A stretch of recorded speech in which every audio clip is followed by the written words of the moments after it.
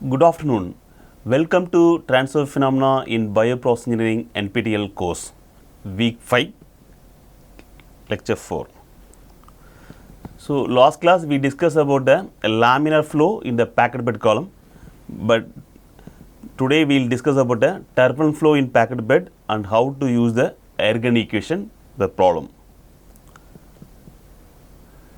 So, what we are going to, after this lecture, we are able to learn what is Darcy's law and Kosanik-Korman equation if it get failed when the high flow rates.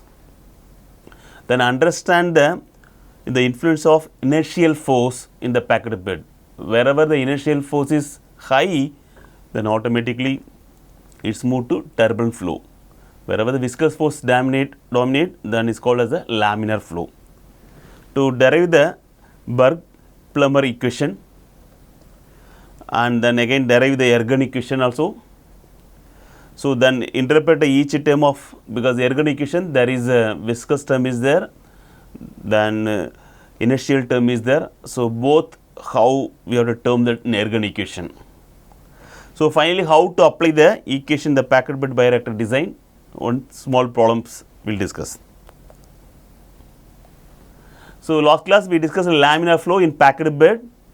For low Reynolds number, only viscous force resists the motion, because whenever the Reynolds number low, the viscous force is resistant. NRE equal to normal equal to dV rho by mu. So, mu is the viscous force, this dominate, that is called a laminar flow. Whenever inertial force dominate, then we call as the turbulent flow. So, the Kosanik-Korman equation, the delta P equal to, so 150 mu VL, epsilon the porosity, we always, epsilon is a porosity, then diameter, particle diameters, this is a viscous term, then velocity is the length of that one. So, where the delta P stands, the pressure drop, but here the pressure drop proportional to the velocity. For this laminar flow, the pressure drop is proportional to the velocity. So, then viscous force, viscous friction dominates, that is only it's a laminar flow, otherwise we will move to turbulent flow. Then particle Reynolds number, it should be a less than 10, but that is a different. For circular pipe we do different way. For here the particle Reynolds number here, so always should be a less than 10, that we called as a laminar flow. So, here as the fluid slowly passes through the pores, the definitely energy is lost mainly because of the wall friction and the viscous shear rather than turbulence. So, here when you go to the flow is slow, then automatically we always lose the energy. Because of why? Because of the wall friction, there is a wall friction is there. When you pass this one, then the viscous force also dominate that one. So, why the laminar theory failed here? When your flow rate get increases, then it is not like laminar flow, it moves to turbulent flow. So, there is the fluid accelerate inside the narrow pore channel, because of if you increase the flow rate, then automatically the vortices begin to form the local turbulence, of course they develop, and then inertial force also become very significant. So, the pressure drop is no longer proportional to velocity. Normally what we write, delta P equal to V. So, now we have to write delta P proportional to V square, because the since this one whenever move to turbulent flow, then it stands a V square. If it is laminar flow, we always write delta pressure drop proportional to velocity, and here the square of the velocity, that is then it is automatically fail the laminar theory, it moves to turbulent flow. So, then what are the example for the turbulent flow packed bed? The high flow chromatography columns, we always use the high flow chromatography column. Then rapid sand filters, that is another the best example here. So, then we always do lot of publication also. There is the activated carbon in adsorption column, because you pack the all adsorption inside the activated carbon, then you do for adsorption. There is a physical adsorption, chemical adsorption, then modify you modify with the chemically or physically, then you can use the adsorbent. So then last one is a packed bed catalytic reactors. So these are the best example for the flow in the packed bed here. So now we will discuss the force balance in the turbulent packed bed here. So there is a pressure drop, the viscous, whenever viscous, then we always write delta P equal to proportional to mu V. The previous will discuss the pressure drop only proportional to the velocity. But whenever the inertial force, this one, then we write here delta P proportional to rho V square, because there is a density also play here. So there is a density then V square, the square of the velocity. So hence the total pressure is loss due to the both viscous loss and inertial loss. So then we always write this one is the Ergun equation. We write as a Ergun equation for this one. So then derivation of turbulent flow. So the experimental studies show that the turbulent flow. So there is a pressure loss here.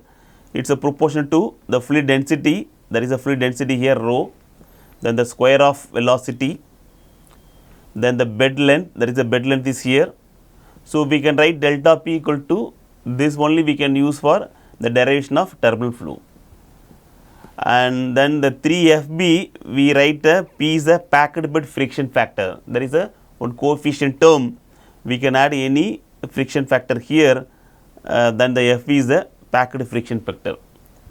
The rho is the fluid density, then we call rho is the fluid density.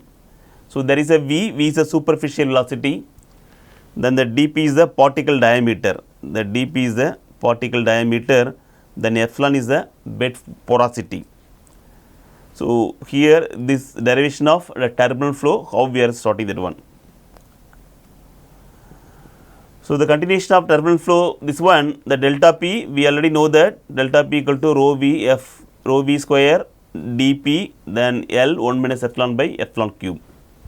So here the turbulent flow, how we call the particle here, the Reynolds number is if more than 1000, the Reynolds number is more than 1000, we called as a turbulent flow.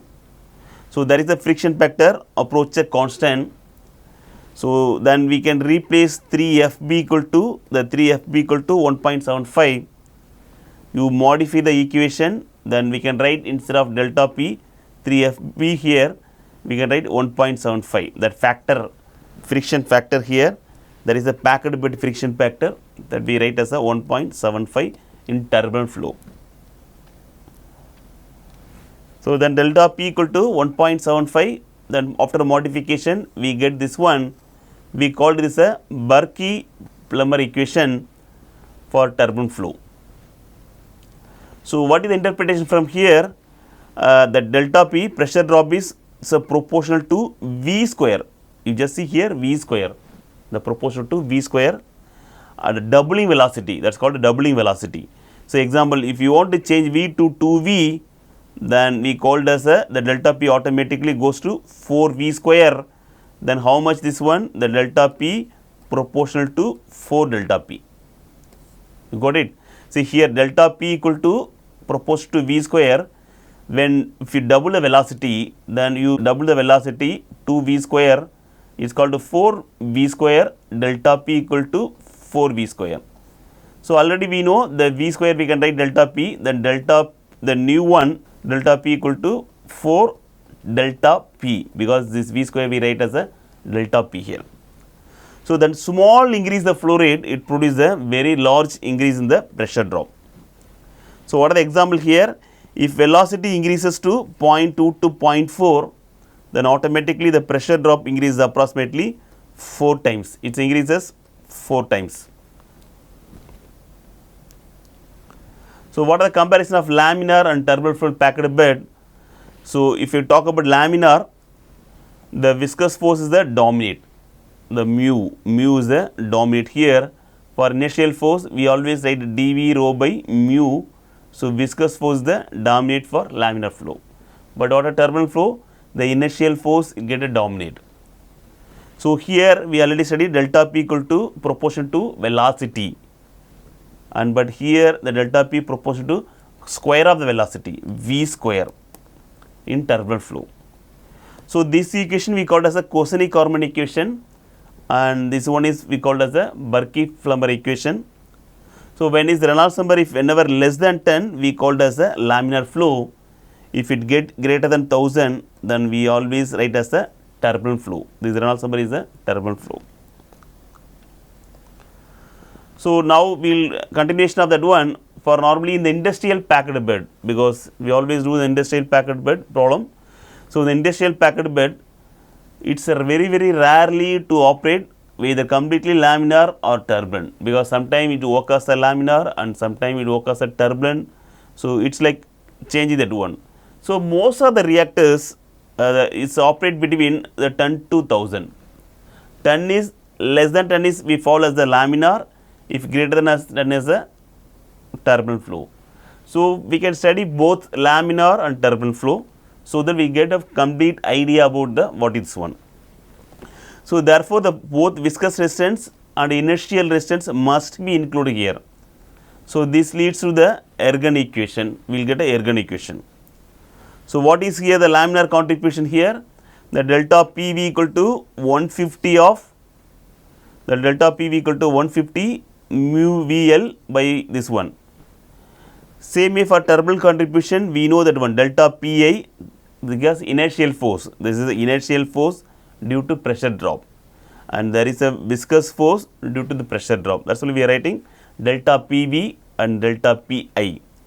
So, there is a 150 mu VL 1 minus of this one, and here 1.75, you add both together, delta P, the total pressure drop equal to the summation of pressure drop viscous term then inertial force. So, both summation of this one, then we called as a delta P this one. This equation we called as the Ergun equation. This we can use for laminar and turbulent flow, because this always obey in the viscous term, and this one is always come is a turbulent flow.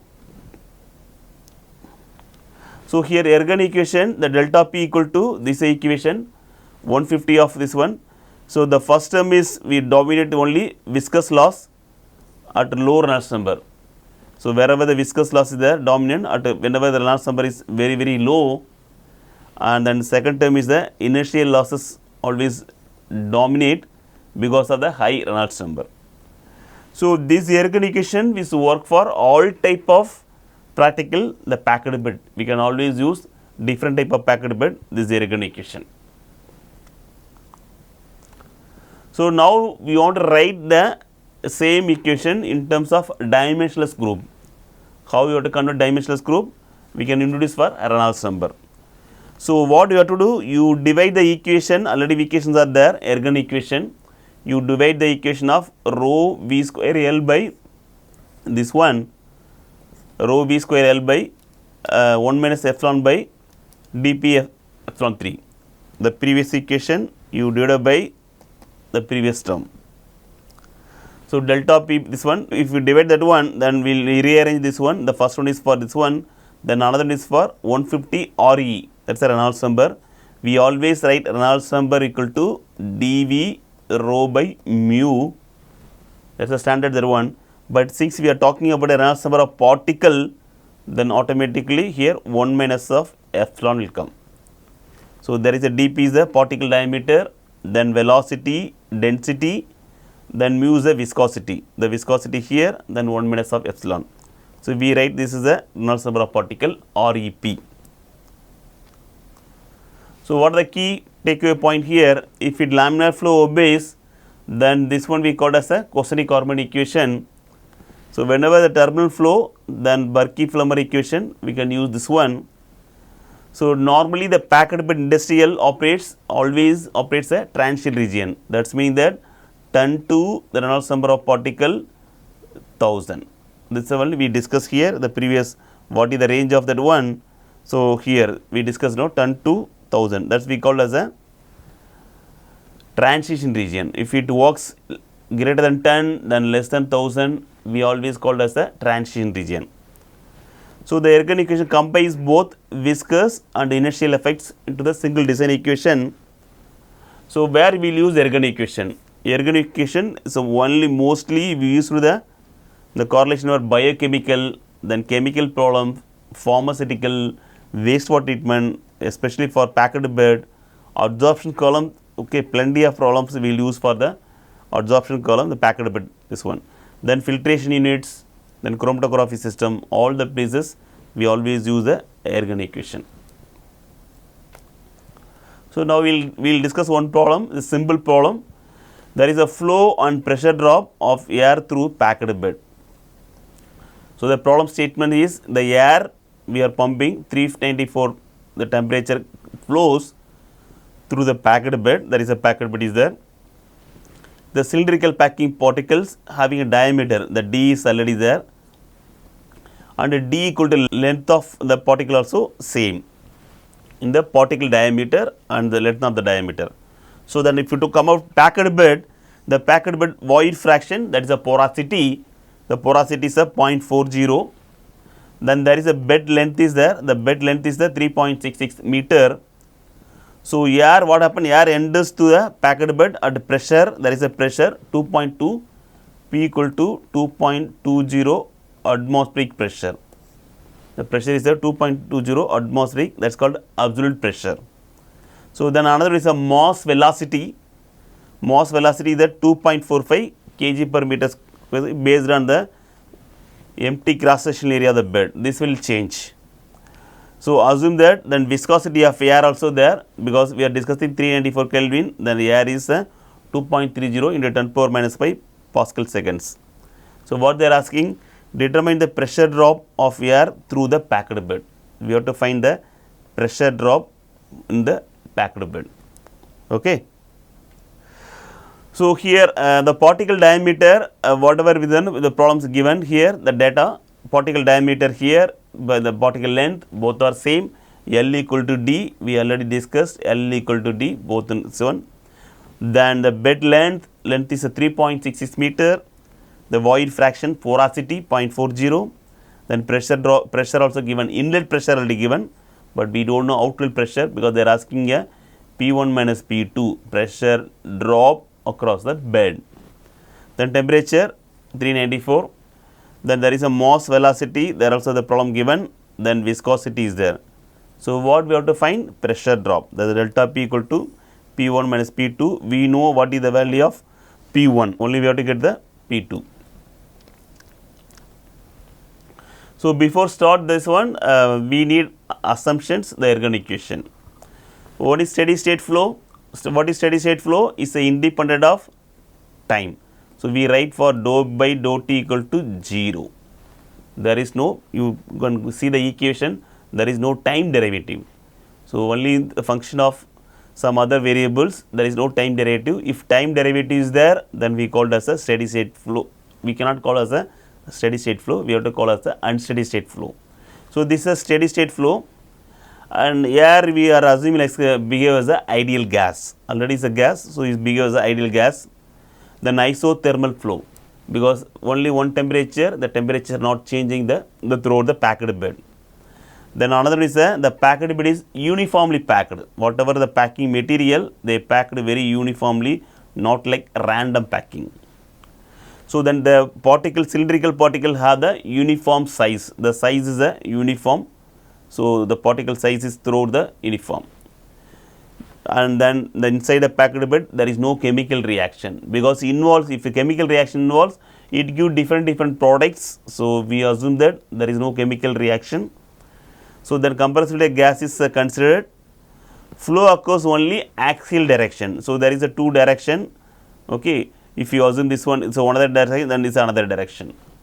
So we are assuming only in terms of axial direction, not in the radial direction. So that is easy to solve.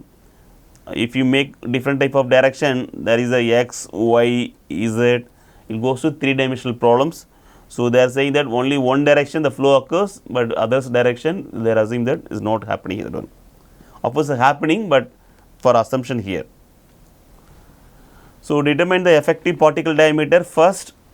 What is that one? The packing consider cylinder having h equal to d. The problem itself we discussed, d equal to h. So, surface area, we take only one particle, then we write Sp equal to the surface area of only one particle here, 2 pi d square 4 plus pi d h, this one. So, since h equal to d, you substitute h equal to d, both are same, then we can write this the surface area of the one particle. The surface area of the particle, we can write surface area of the particle 3 pi d square by 2. So, then volume of only one particle, we call it Vp, volume of particle, then pi d square same way 4 into h here because of volume. Then again h equal to d, the problem itself we assume both are same. So, then we can write Vp equal to pi d3 power 4. So, first the surface area of one particle we have to get it, then volume of one particle. So, then this done, then we have to find the ratio, that is the specific surface area of one particle here, Sp by Vp, surface area of particle, then volume of particle we called as the specific surface area of the one particle, that is the surface area per unit volume. So, we called as A into V, AV, we call AV. So, we know that Sp, the surface area of particle from the previous problem, then volume of particle of course we know, then we calculated 6 by d. So, then AV equal to 6 by d, we can write AV equal to 6 by d. So, then the effective particle diameter, what is the effective particle diameter here? So, we replace this one, dp equal to, we can write 6 by AV. Of course, we know what is dp equal to d, the value already given, the d equal to the problem itself already the given, the diameter of that one particle, so 0.10127 meter. So, this already we know. Then we have to convert SI units, because SI units here we always solve in terms of pascals, or even we can solve 1.0123 into 10 power 5 Newton per meter square. So, this also will give here. So, we cannot solve through atmospheric pressure, because sometimes the pressure units different. They may give like sometimes 760 millimeter mercury. So, then we have to convert in terms of Newton per meter square.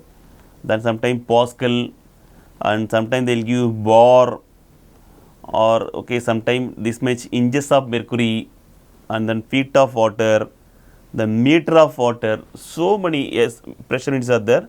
What we have to do, we have to convert in terms of SI units, then it is very easy to solve. So, what then P1 equal to 2.0, this one we converted and we got this P1 equal to this one, even we can write Newton per meter square also this one.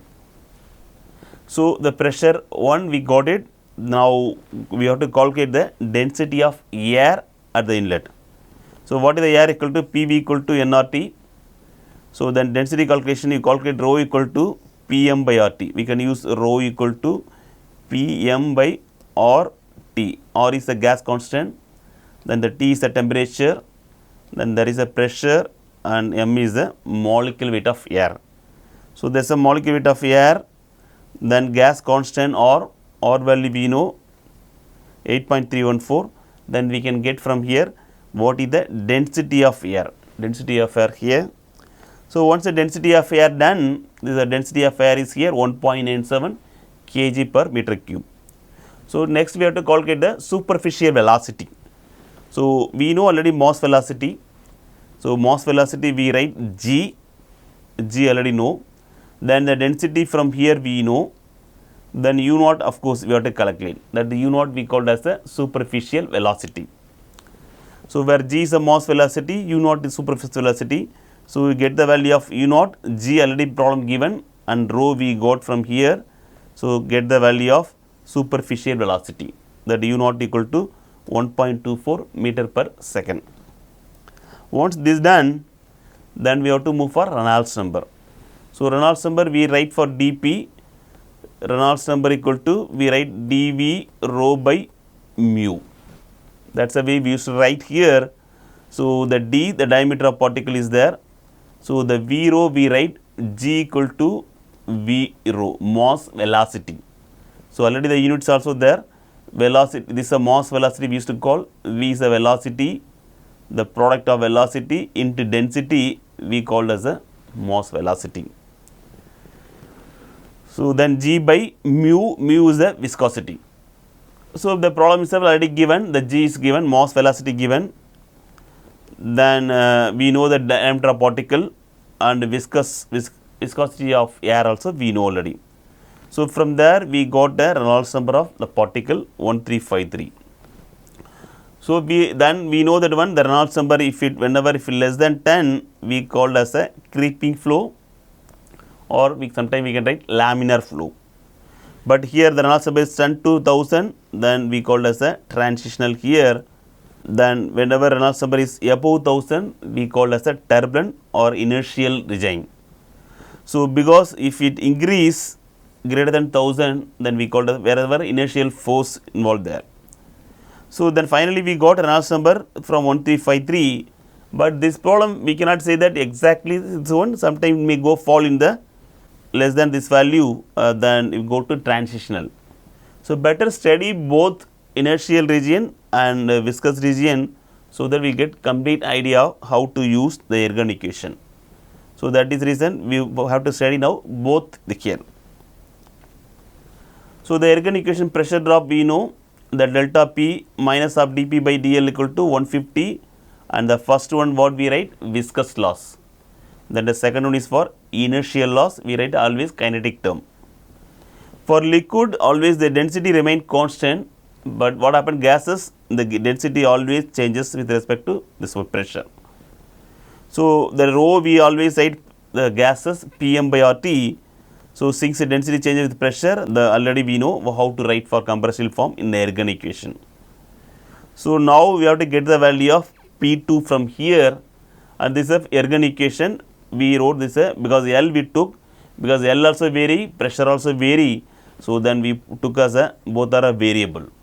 So, there is a delta pressure drop, we used to study L, but now both are varying, then we can write dP by dl, since is varying, the length also vary here.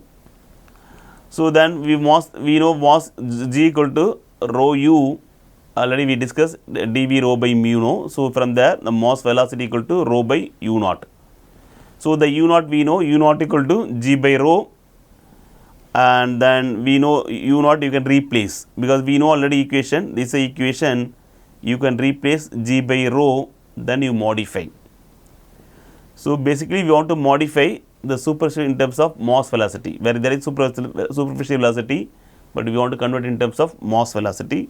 We can solve even superficial velocity also, there is not issue, but we can convert even here mass velocity also. Okay. So, here we converted the mu g, then this one, then another is the density is a Pm by RT, there is a viscous term. So, substitute all and finally convert the viscous term in terms of this one mu g RT by F from 3. So, this is in terms of conversion of into mass velocity and then this one.